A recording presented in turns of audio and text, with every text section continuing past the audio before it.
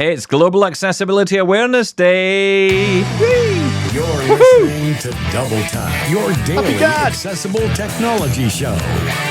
Now, here's your hosts, Stephen Scott and Shaun Priest. Oh, I tell you, we've got a fun-filled show for you today. Some great guests on the way, including Apple's own Sarah Herrlinger, joining us a bit later to talk all about the big announcements from Apple as part of Global Accessibility Awareness Day.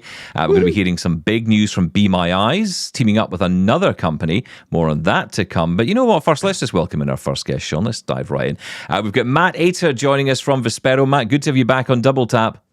Well, it's a good day to you guys as well. It's looking forward to seeing how you guys are doing. Yeah, listen, it's great to catch up. It was nice to see you at CSUN. And of course, what better day to meet up than Global Accessibility Awareness Day? And you've already been doing a couple of events. You're over in London, England, right? Ooh. I am. It was fun. Tuesday night was a lot of fun. We went to... I went over to the London Web Standards meeting. I know that sounds really fun, technical stuff. Where people talk about WCAG and stuff like that. But, you know, got to see a lot of people very passionate about accessibility. Did you just pretend to snore? Stephen, I just want to distance yourself, Matt.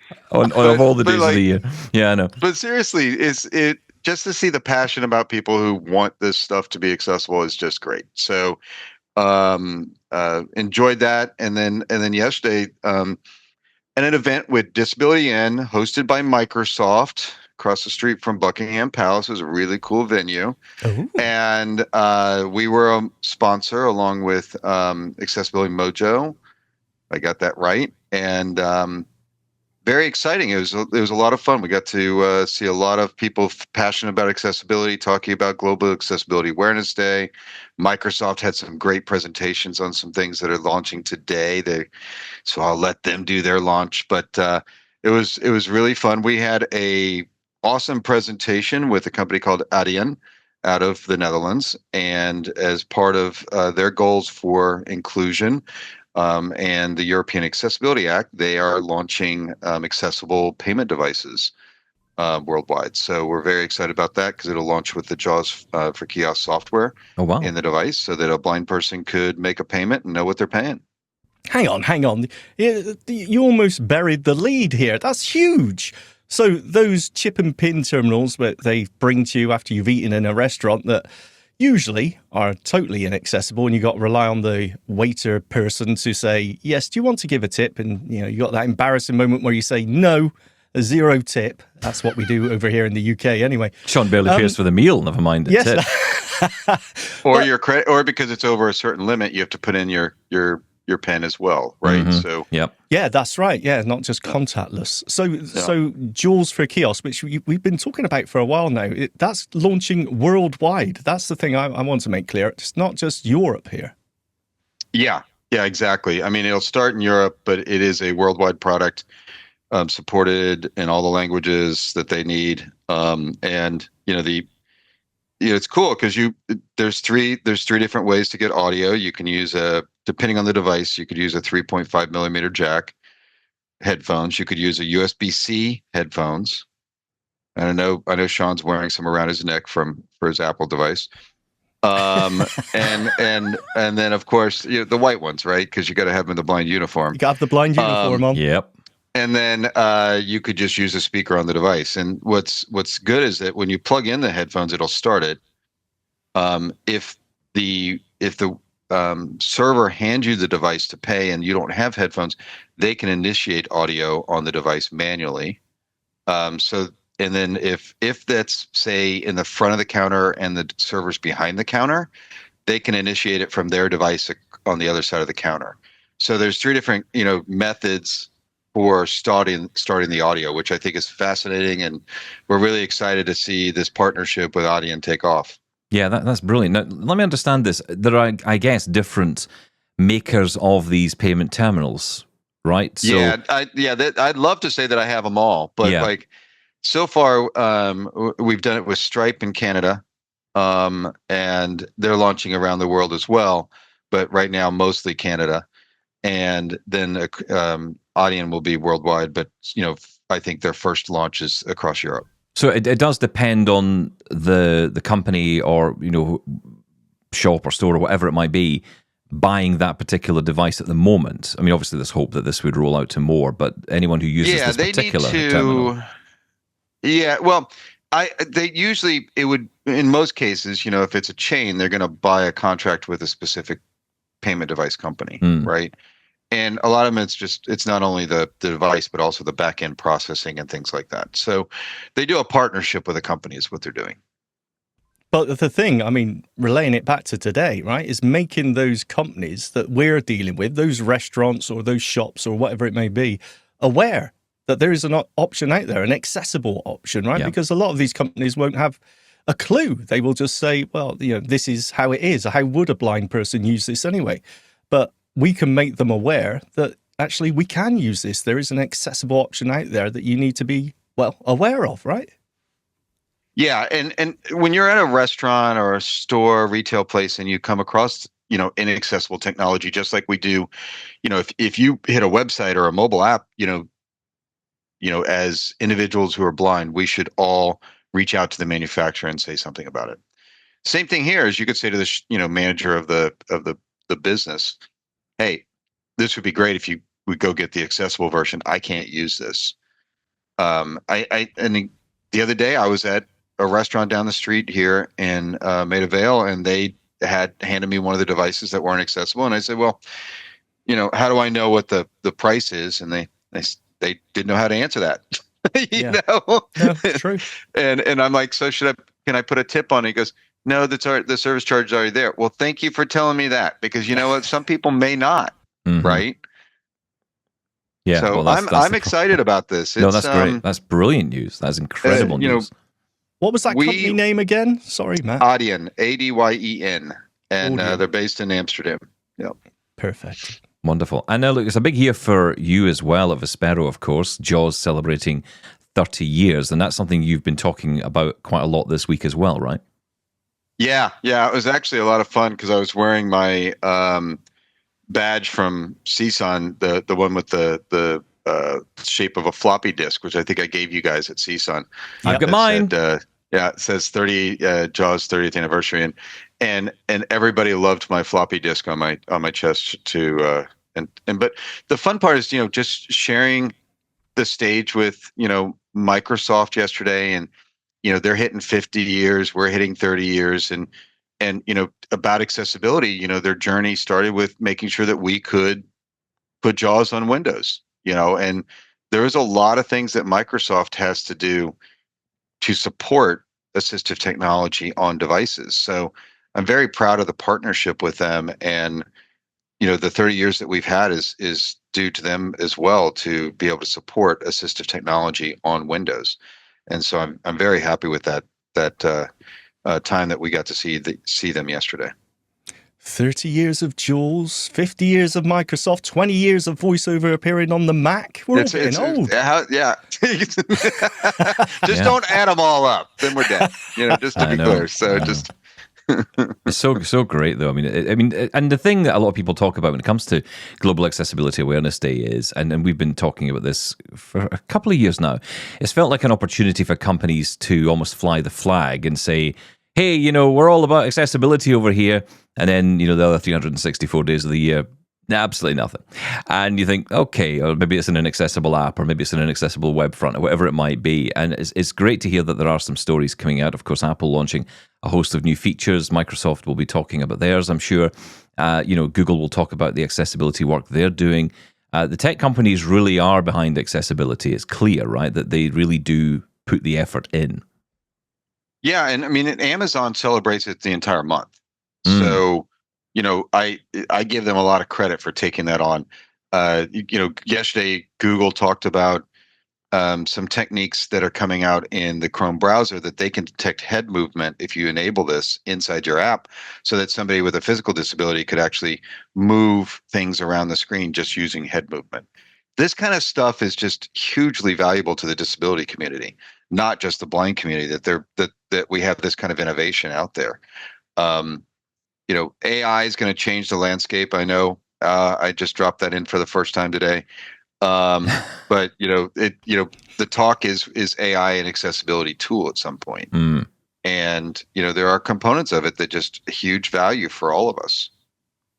Talking of AI, I'm thinking to the Next Big Thing competition, which the winner obviously had the whole using AI to interact Robin. with apps. Come on, name him. Our Yeah, friend Robin Christopherson, Christopherson came up with that idea as well. Yep, Also borrowed heavily from the VOCR team. Yep, So he does give credit for that as well.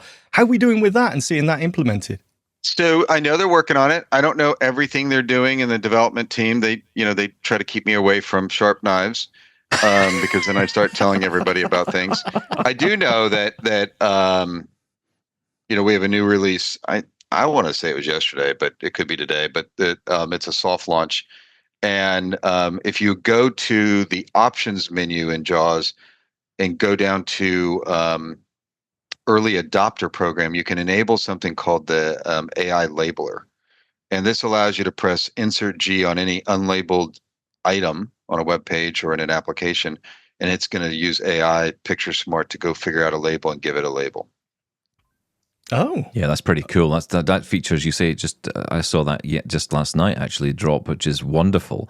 Again, just using AI in smart ways. That's what you guys seem to be doing to try and find ways to make it useful, right? Because we kind of sometimes get these woolly ideas around how to use it, and summarize documents or create a bullet list or create a to-do. These are the kind of standard fare things that you hear about in the mainstream, but there are real benefits to using AI for description. And if you can build that into something like, describe this element on the screen or tell me what this element is, and use AI to figure it out, that can be really useful. We still, as I was saying just the other week, trying to install some printer software, and it's just button.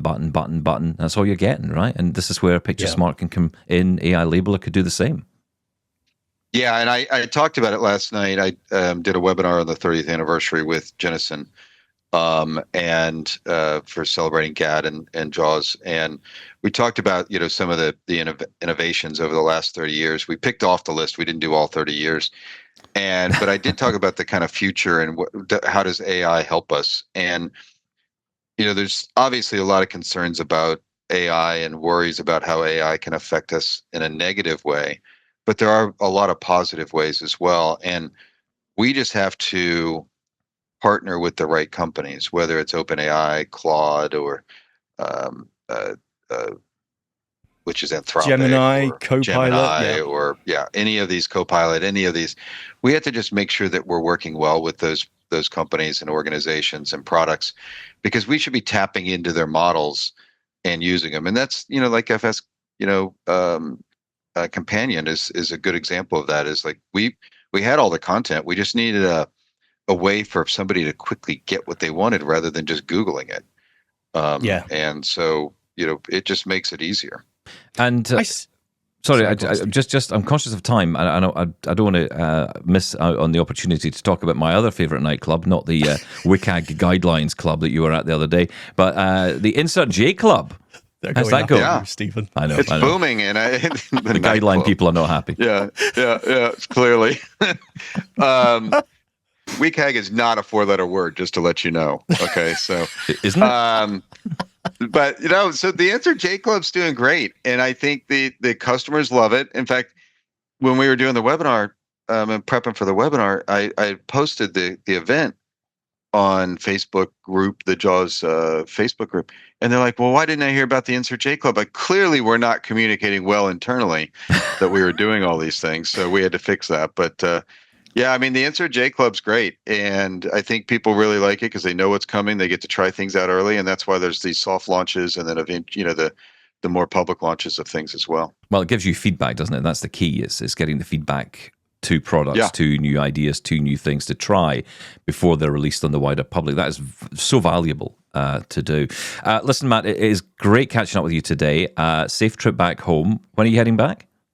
Oh, I have Amsterdam today, tomorrow, and the weekend, and then off to Frankfurt for Site City. Site City, of course. Yeah. And another disability event in Frankfurt, hosted by Bloomberg. So we'll be talking with Amazon next week about global accessibility awareness, as well as the European Accessibility Act. We'll be doing that on stage at Bloomberg next week as one of the disability events. disability in events. That's going to be a big topic in June for sure. Listen, thanks so much for coming on, Matt. Take care and come back soon. Appreciate you guys. Well, there are many companies today making big announcements. One of them is Be My Eyes. Mike Buckley joins us along with Patrick Long from InnerSearch to tell us all about some big news. Guys, what's new? We're announcing a strategic alliance between InnerSearch and Be My Eyes, and I could not be more excited to kind of break that news here with you all. I think you know better than me, Stephen, that InnerSearch has built something beautiful, right? And created a truly accessible shopping experience that continues to get better and iterate. And after, a couple of weeks of discussions with InnerSearch, I think we really figured out that there's a lot of mutual respect, a shared mission, right? To provide like great tools that the blind and low vision community can use to kind of enhance their own power. And so we're going to work together to do that on shopping. And I'll get into the specifics a little bit, but Patrick, I'm sure you'd like to add something here at this point. Yeah. So as you guys all know, Be My Eyes has been such a respected application for visual assistance for the blind and low vision. And we've been talking with Mike Buckley for some time now. And, after a lot of discussions, was so surprised to see that, their vision and our vision so closely intersects. Right, we see that the blind and low vision today struggles very much so with e-commerce and shopping, right? And a lot of the world today is inaccessible digitally. So we're very excited to bring all the features of InnoSearch to the Be My Eyes app. And of course, all people that use InnoSearch through Be My Eyes will have also a 2% cash back. So we're very excited to share this and work together with Be My Eyes on this shared vision. Oh, yeah, fantastic! That the cashback part, Shaun and Steve, is cool. So if you connect through to InnerSearch through our app, and there'll be multiple ways to do that in the Be My Eyes app, right? Including on the home screen and as well as in the community tab and the service directory tab. But if you connect and shop through that way, you'll get a 2% credit in your InnerSearch account for kind of future purchases. So, and again, very clear, we're not charging any consumer, any member of the blind or low vision community, anything for this, but we are going to give that 2% credit back. Now you've got me. That was it. That's all I needed. I'm in. This is really intriguing. So let's get into the specifics a little bit. Does it throw you out to the InnerSearch app, or is Be My Eyes app itself integrating this? How's this working? So the way it's going to start initially is it'll go to the InnerSearch website, right? But Patrick and his team and our team are talking about ways to make this experience really beautiful over the long term. And we hope our work together lasts for a long time. So Shaun, we're going to iterate, but initially it'll go to a link to the InnerSearch website, and you'll get your credit there. Yeah, I think we will do this in stages. Right now, it will be a link, like Mike has said. But in the future, there may be, more ways of collaborating more closely. So we'll start off with a link and see what the community thinks, what users think. And please leave us feedback. Please let us know what you guys prefer. And we'll iterate and continue to make it better and better. I've been using InnerSearch a lot, thanks, guys, because I really need to spend more money. And the thing is, I just love the website. I genuinely do. I love it, and I've been talking about it on the show.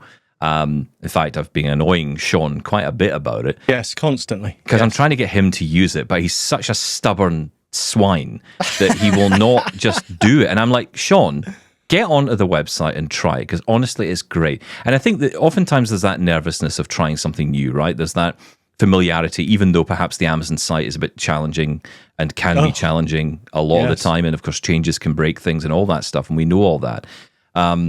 The familiarity can very quickly, you can very quickly get used to using InnerSearch. And, you've made so many changes to the site since its iteration. I remember emailing myself, Patrick, and your team, and saying, look, there's things here that aren't quite right. The search bar wasn't easy to get focus on. It was fixed in a matter of days, and the implementation of, simple payment methods and the way to pay easily, saving that information to your account, all that stuff. It's a joyous experience, and the layout is good. The fact that you've got the Ask InnerSearch functionality built in, meaning that I can actually go on there and query the images of the product and find out more about it. A classic example I remember was someone buying a Bluetooth speaker, and they wanted to know if they had a headphone jack in it, and they were able to find that out. There was no information in the actual detail of the description, but the images showed it clearly. And you were able to get that. Again, you're not going to get that anywhere else. And so, I've got to say, to you, Patrick, amazing work. Well done. Yeah, thank you. We're always taking feedback from our community. In fact, a lot of the features that you've seen were direct feedback from our customers, right? They told us that, they prefer a better payment solution since Stripe is very inaccessible. CAPTCHAs keep popping up, which obviously for the blind and low vision would be impossible to solve. So we get feedback on a very regular basis, and we constantly iterate very quickly and make it better. We very much so have a startup mentality, right? We move fast. Sometimes we may break things, so we really appreciate your patience, if that ever happens. But we're here to make something very cool and make accessibility for the blind and low vision happen. As you mentioned there, you're very much the startup passion almost. What's the take up been like? Because you're still fairly new, and yet I hear you talked about all the time. So how have you found the take up in our community? I would say phenomenal. Even when you guys first reached out to us, I think many months back, I think it was October or so when we first bumped heads. It was completely organic. You guys discovered us. I'm not sure how, to be honest, but I guess all these always people shopping. He'll find everything. Yeah, I was just going around the web looking for accessible websites to buy things. Find one. Yeah, and that feedback, right? Those organic discoveries, grassroots growth really is what sort of propelled the team to be even more excited and continue to double down in our product, right? We don't spend much, if any, money on marketing. So all the community really has been really the fuel to, ignite and create such a wonderful product for us. Yeah. Mike, I'm going to ask you, where does this partnership meet for you? I'm trying to sort of work out what the relationship is for you with InnerSearch here. So the big thing for us, Stephen, is strategically, we think about Be My Eyes as a place where we want our community to go to solve problems, right? We want to have a broad repository of tools, right, that give power to the blind and low vision community. And that has historically been on visual assistance, right? Whether it's with AI or a human volunteer. But as you've told me, Stephen, and others have told me, a significant pain point for the community of people who are blind or have low vision is shopping and commerce generally. So if we can provide tools for shopping and commerce that reduce that pain and increase power, we want to integrate it in our app. So what we get out of it is we're viewed as more of a tools provider that's broader, right, than just purely visual description. Now, look, some people may get annoyed with this, right? Like, why is there a bar on the bottom of my home screen now that says shop on InnoSearch? And I get it, right? But I think that we want to facilitate discovery. We want to facilitate power. And ultimately, if you think about Be My Eyes as a place where someone who's blind or has low vision can go to solve more problems, that's what we want to be, right? So that's kind of the strategy for us. And I'm going to out you here, Stephen, because you're one of about the 30 people that I called to have blunt conversations about InnerSearch. And you said two things. You said you love the product, right? Yep. But you also said that InnerSearch really listened to feedback. And that was something I heard echoed at least a half a dozen times from the multiple conversations I had, because philosophically, it's how we operate also. And so we'll listen, right? It'll be in the app in multiple places, and maybe our community will say, would you stop putting it there? Or I don't want it here. And we're going to iterate and make it hopefully beautiful and seamless. But ultimately for us strategically, This is about wanting to put more tools in people's hands for more power. Again, if you have any feedback, thoughts to make it better, things you would like to see, please let us know. At least in the United States, we'll be actually launching groceries and food delivery in the next couple of weeks, probably early June. Wow. Right. So yes, that's something I was just going to ask for that. Yeah. So people have been mentioning that a lot. A lot of the small mom and pop retailers, smaller grocery stores currently are not on InnoSearch. And I know our delivery times are a few days, and sometimes people want something right now, right, in the next hour or so. And so in the next couple of weeks, we'll be adding that for our US customers first. I think we all love a deal, but I'll be honest, I think that the key thing for me is, especially when I heard about flights being available through InnerSearch, that really interested me. And the immediate thought I had, and Patrick will know exactly where I'm going here, is, okay, that's cool. Can we do hotels as well now, please? Because I'd really like to be able to do my hotels on that. Yeah. I just do it all on the one, because I find booking hotels a nightmare. And the same with flights. I'd say more so with flights, to be honest, which is why I think it's so valuable what you've done there. Now, I haven't had occasion to need a flight to go somewhere recently. Well, I did, but to California, but that was dealt with by someone else.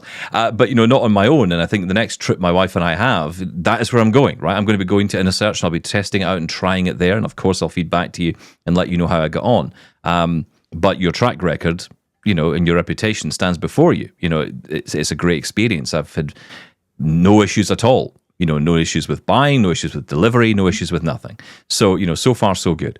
And I would expect, therefore, that to be the case with the flights. But as I say, the opportunity to grow in this is huge for you. And I just think it's a really exciting time. One thing I want to ask you about, though, because one area, Patrick, which I think is going to be so useful to people who are not online, because we talk about tech all the time. Of course, that's what Double Tap is about. Well, okay, we talk about it sometimes. But, most of the time we talk about tech. Sometimes. And, when we talk about it, we can fall into the trap of forgetting there are many people out there who are either, not interested at all and don't want any of this stuff. They're not interested in buying smartphones and using computers. They just want to live their lives. But they're interested in shopping. They're interested in doing things. And you launched a phone number that people could call and speak to an AI and shop that way. Tell us about the genesis of that, how it came about, and how you got to the point where you were confident enough to release that on the world. Yeah, so the genesis of that idea actually was through seeing how our customers navigated our site using the screen reader, right? So we do a lot of user studies, customer feedback sessions, and we actually watch how people use JAWS or NVDA, Apple VoiceOver, and how they navigate our site, right? And what we saw is, some people, they navigate it, but they get stuck and they start verbalizing what they would like to us, right? And they say, oh, can you just help me find this? Can you just take me to this screen, right? And we had this aha moment, right? Brian and I, as we were watching our users use our platform, they're always verbalizing what they would like as they get stuck. Wow, AI today, with the advent of large language models and the ability to understand, a voice command would just be perfect, right? Say somebody is navigating using their screen reader, and they get stuck stuck on a site, on an area of your website. They could just verbalize the next action they would like to take, right? And then that was the genesis of the idea. And, why not just do it end to end, right? Not just with the screen reader, but just integrate it directly with the phone line, right?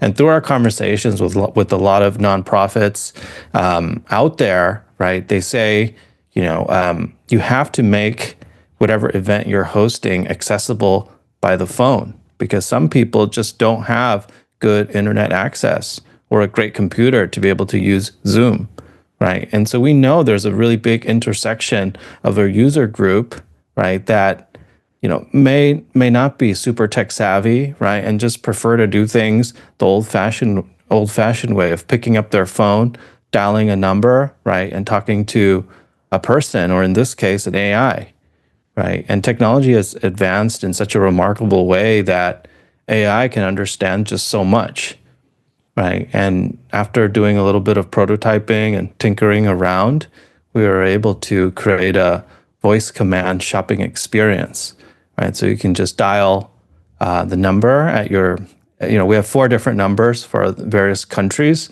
the US, UK, Australia, and Canada. And just by dialing, now you can speak to our AI, and that AI can assist you end to end, right? Discovering the product, exploring the billions of products in our catalog, and then you can do the checkout all from your phone. So it's been very exciting. Actually, about a quarter to a half of our traffic comes from the phone now.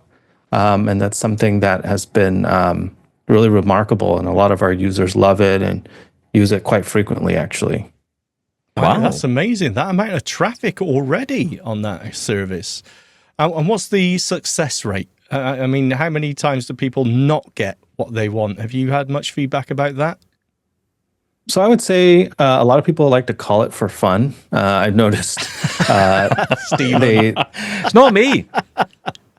They call it and they just talk to it, actually, and they just browse. We listen. We record some of the conversations, and we've been listening in some of the time, and they just, they like to have a conversation, learn about different products. So, some of the time they don't buy. But yeah, it's actually very interesting to see the interactions and sort of how the product is being used. So I would say, for the people that want to make a purchase, they've been able to do it without a hitch. For the ones that are using it for other reasons, like discovering products and learning about things, they seem to be enjoying it as well. I can only say, when you start doing fast food deliveries, I think you're going to regret that 2% cashback. That's all I'm going to say. When we get on bankrupt there. in a week. Listen, I think this is fantastic. I'm so pleased to see you guys working together. It kind of makes me feel more confident about the future of what you're doing. I think from your perspective, Patrick, it's a great way to connect with the community that you already are connected in with anyway, but to connect to more of that community. And for you, Mike, I guess it's a great opportunity just to shine a light, isn't it? Which is what you're about, really. It's almost like you're kind of working with these people to shine a light on all the great work people are doing out there. It's just fantastic. But at the same time, we're coming to Be My Eyes to get it. And I think that's fantastic. Guys, I wish you all the best with the partnership, and long may it continue. Thank you so much for joining us. Thank you for having us. And please, nobody is really too shy in this community about feedback anyway, but Patrick and I want to hear from you. So, in the InnerSearch app, in the Be My Eyes app, there are multiple feedback mechanisms, and we want to know. We want to hear what you think. And I promise you, we read every single one. So send them our way. Thanks, Mike. Thanks, Patrick. Yep. Thanks a lot, guys. We're celebrating Global Accessibility Awareness Day today, and it would be remiss of us not to mention that the founders of Global Accessibility Awareness Day, of course, Jennison Asuncion, known to many of us here at AMI, of course, and Joe Devon, one of the co-founders as well. And I caught up recently with Joe Devon to find out about the story of Global Accessibility Awareness Day, how it got started. So, Joe, tell us about the very first Global Accessibility Awareness Day and how it compares to today's events. Oh my gosh, that is a question no one's asked me, which is great. I'm trying to remember where the first one even was. I believe it was at Yahoo. We got Yahoo to host the event, and it was pretty interesting because Victor Tsaran was the person who sort of opened my eyes to what assistive technology is. He was a technical program manager over at Yahoo. Now he's at Google, and he was showing a screen reader. He is blind himself, so he was displaying what is it like to look at the homepage of Yahoo with a screen reader. And I've always been on the bleeding edge of technology and had never heard of a screen reader. And it just fascinated me technically. And then some years later, I wrote the blog post that turned into Global Accessibility Awareness Day, and was thrilled that he was the one that Yahoo unknowingly invited to speak. And he was really fantastic. Back then, I was kind of shocked that it sort of went viral from the first year. We had an article syndicated throughout Canada, including to my hometown of Montreal. We had 16 events. It was amazing, but now it's a whole other level. There is tech companies doing homepage takeovers. There was a Stevie Wonder concert. Jennison, my co-founder, co-keynoted with Sir Tim Berners-Lee, who invented the World Wide Web. There are so many moments of this nature. Now it's just, you have to pinch yourself. It's grown beyond any expectation. Yeah, it's such an incredible event, such an important date in the calendar. Can you talk to us about the co-founder of Global Accessibility Awareness Day, Jennison Asuncion, of course, known to many here at AMI. How did you come to meet him? I wrote a blog post that surprisingly, when you look at old writing or old code, even from a month ago, a week ago, or 6 months ago, I look back at it 13 years later, and it holds up really well. And he read this blog post proposing a day of awareness for accessibility, and he answered me on Twitter and said, "I like this idea, let's do it."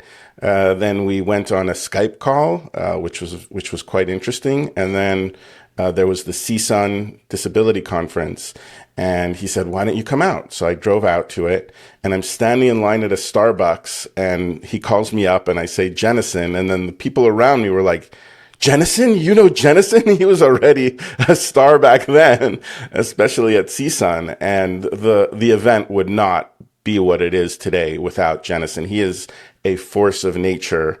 And even though he's my co-founder, I definitely look up to his approach to so many things. And I've learned so much from him. He's just incredible. Yeah, I mean, for you, it must have been quite interesting to learn about this whole world of technology. Am I right in saying that you didn't know much about any of this accessibility world before the initial event, before that initial meeting? Correct. I'd heard about it once. There was a technical blog called Dive Into Mark, and I believe he did a dive into accessibility before he removed all trace of his existence on the web.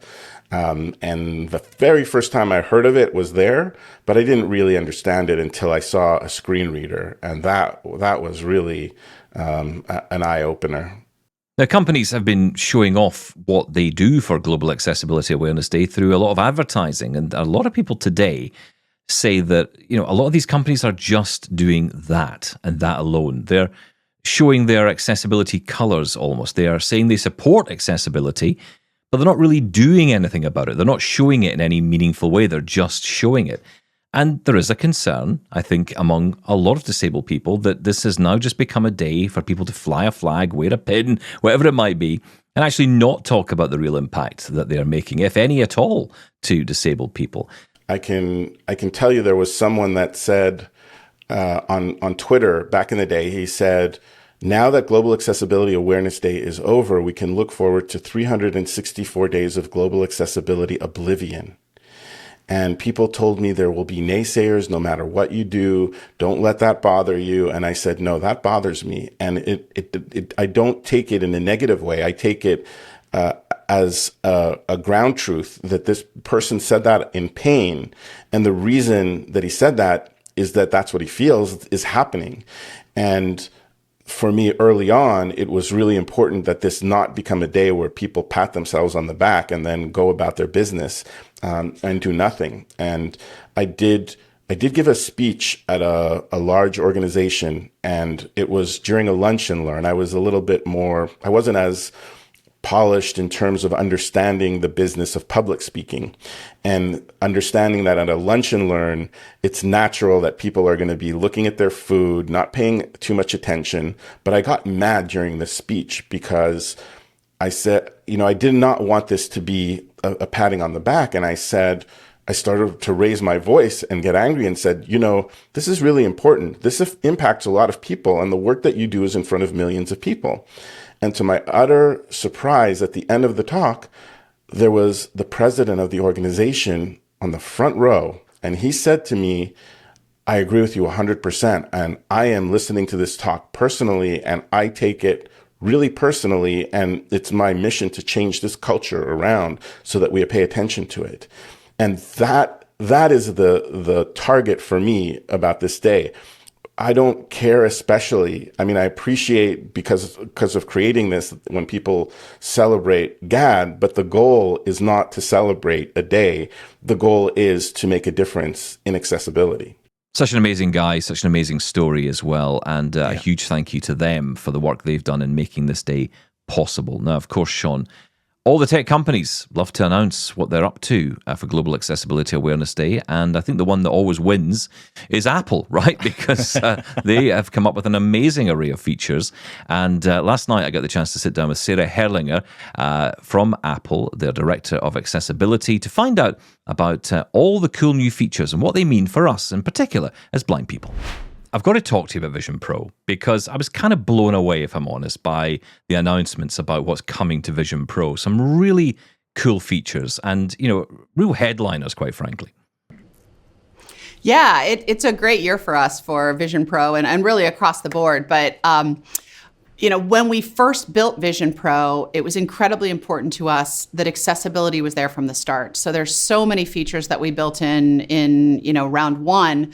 But one of them that we are super excited to build on is Zoom.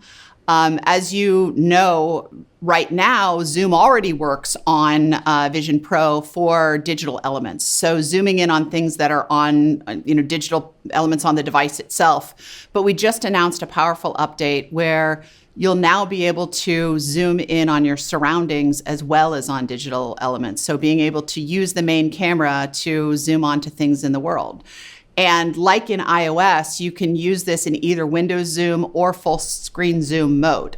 Yeah, and as well as that, and of course, that is a major feature, I've got to say, which, having a little trial in the Apple Store with Vision Pro, it was one of the first things I thought, God, this would be great if I could have that functionality. Clearly, someone was listening, because there it is. But you go beyond that on Vision Pro because, object identification, item recognition, all of that kind of stuff is coming as well, right?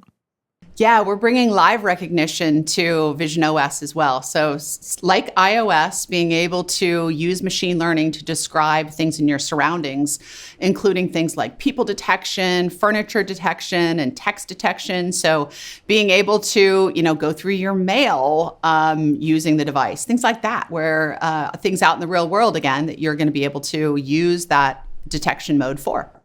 I think there was a lot of us who kind of felt at the beginning it would be so cool if, apps like Be My Eyes could get access to those cameras, so that, we could have that person-to-person interaction as Be My Eyes offers, as others do too.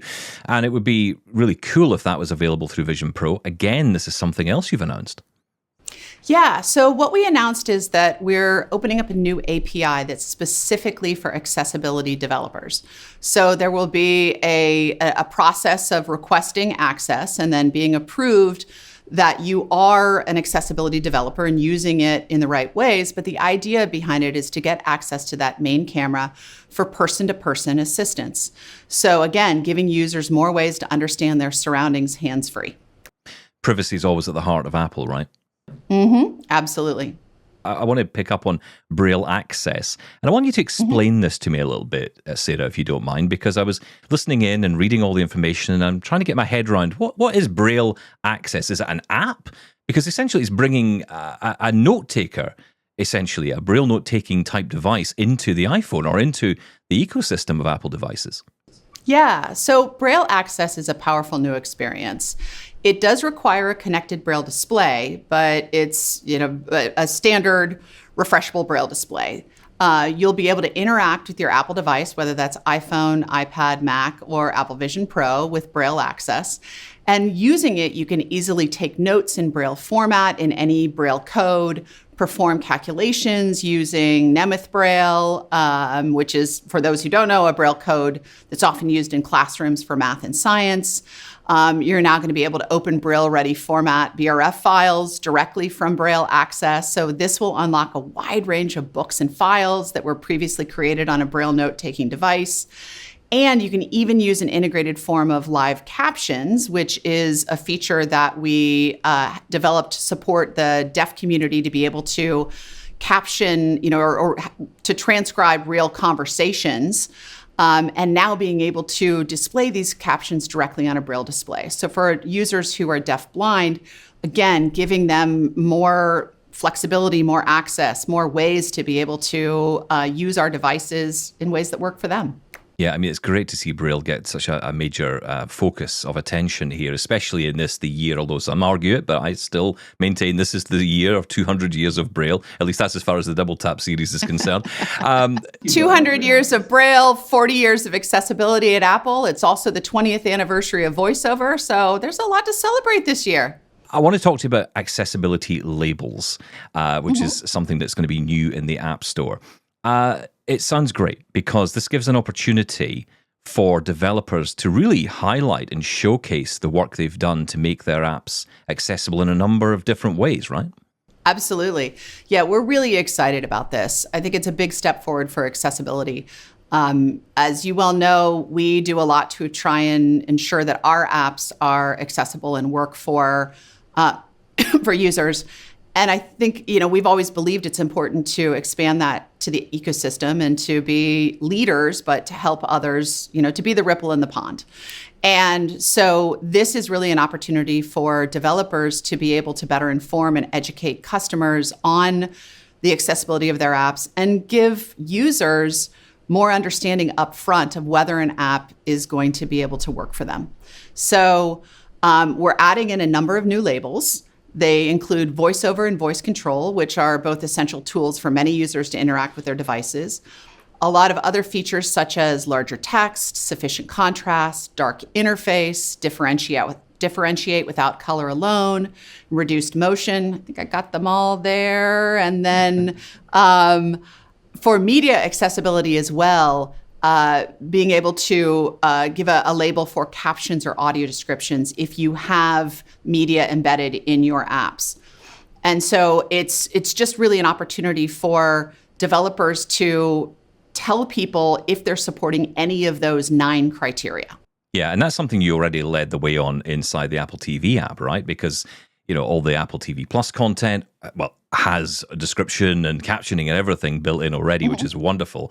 But in the iTunes store, for example, if you were going to buy a movie or a TV show, you would know if the movie or TV show had that because those labels are in there, and it's expanding on that, which is wonderful.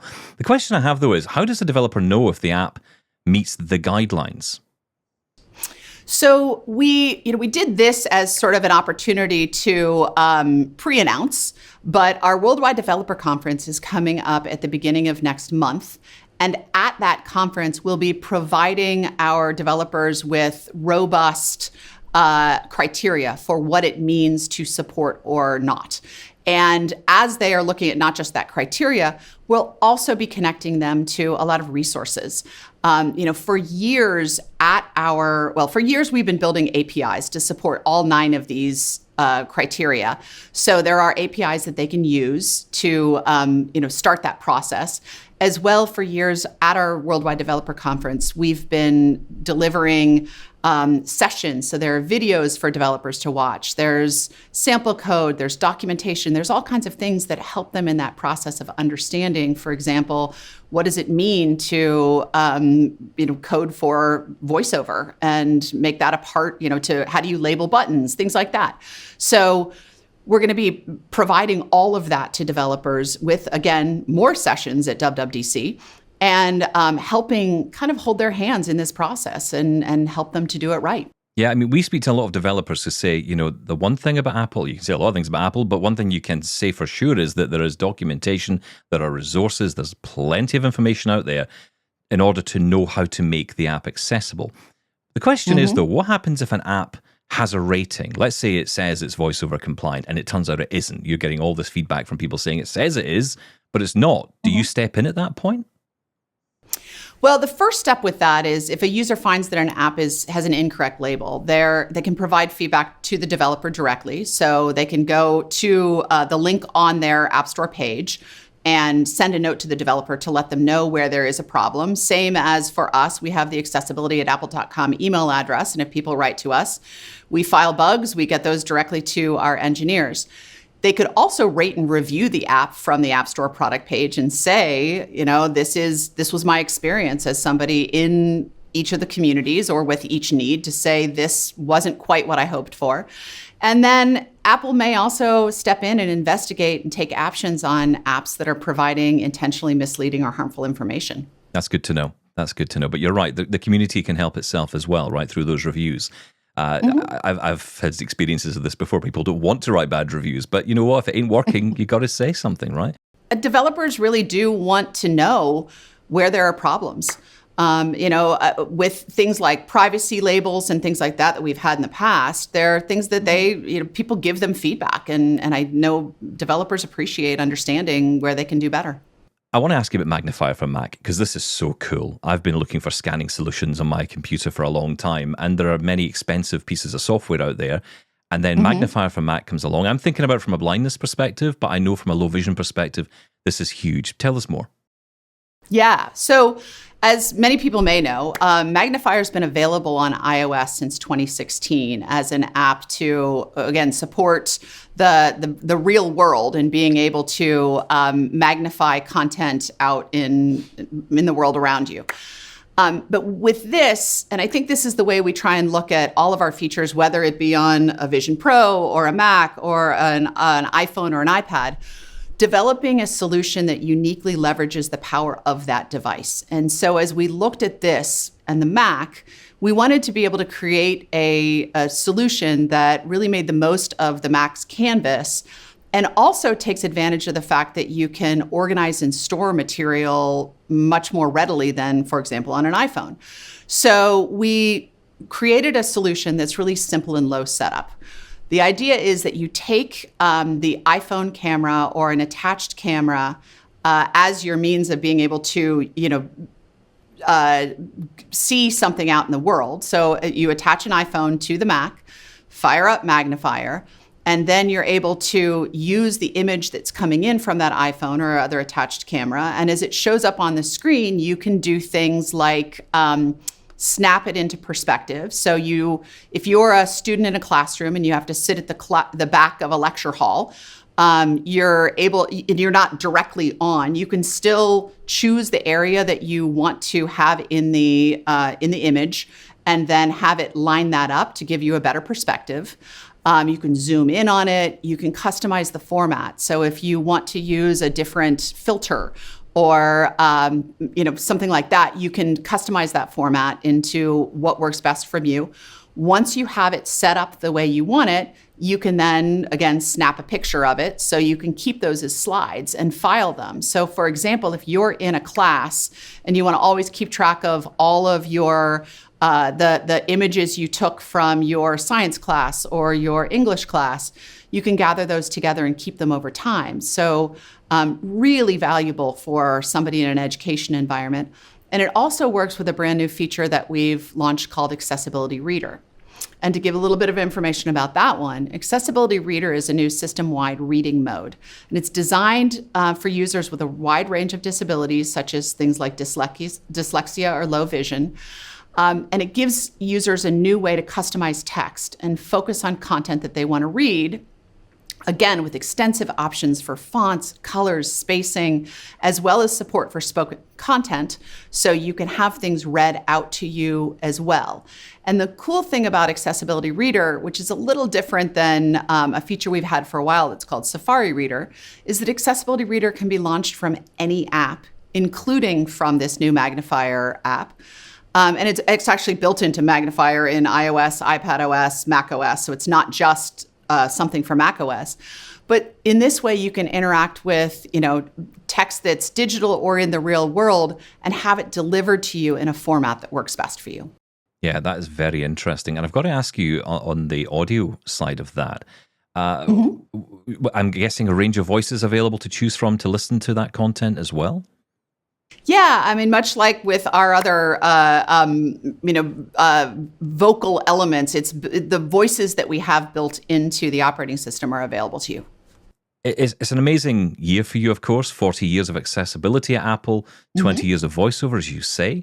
And of course, another year of Global Accessibility Awareness Day when these announcements come out. How important is Global Accessibility Awareness Day to you, do you think? How does it stack up today?